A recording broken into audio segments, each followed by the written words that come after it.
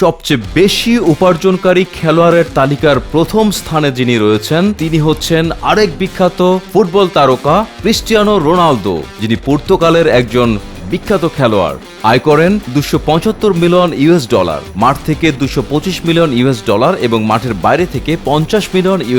Cristiano Ronaldo জন্মগ্রহণ করেন 1985 সালের 5 ফেব্রুয়ারি। তিনি CR7 ডাকনামে পরিচিত, যিনি ইতিহাসের অন্যতম সেরা খেলোয়াড় হিসেবে ব্যাপকভাবে বিবেচিত হন এবং তার ক্যারিয়ার জুড়ে অসংখ্য ব্যক্তিগত প্রশংসা জিতেছেন, যার মধ্যে রয়েছে 5টি ব্যালন ডিওর রেকর্ড, 3টি উয়েফা পুরুষের বর্ষসেরা খেলোয়াড় পুরস্কার, 4টি ইউরোপীয় গোল্ডেন শু এবং ফিফা কর্তৃক 5 বার বিশ্বসেরা খেলোয়াড় হিসেবে মনোনীত হওয়ার গৌরব।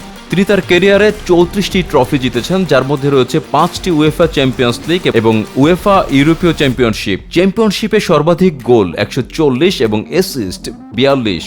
তিনি একমাত্র খেলোয়াড় যিনি 4টি ভিন্ন ক্লাবের হয়ে 100টি গোল করেছেন। তিনি 1200টিরও বেশি পেশাদার ক্যারিয়ারে উপস্থিত করেছেন এবং যা একজন আউটফিল্ড খেলোয়াড়ের মধ্যে সর্বোচ্চ, এবং ক্লাব এবং দেশের হয়ে 900টিরও বেশি অফিসিয়াল সিনিয়র ক্যারিয়ার গোল করেছেন, যা তাকে সর্বকালের শীর্ষ গোলদাতা করে তুলেছে।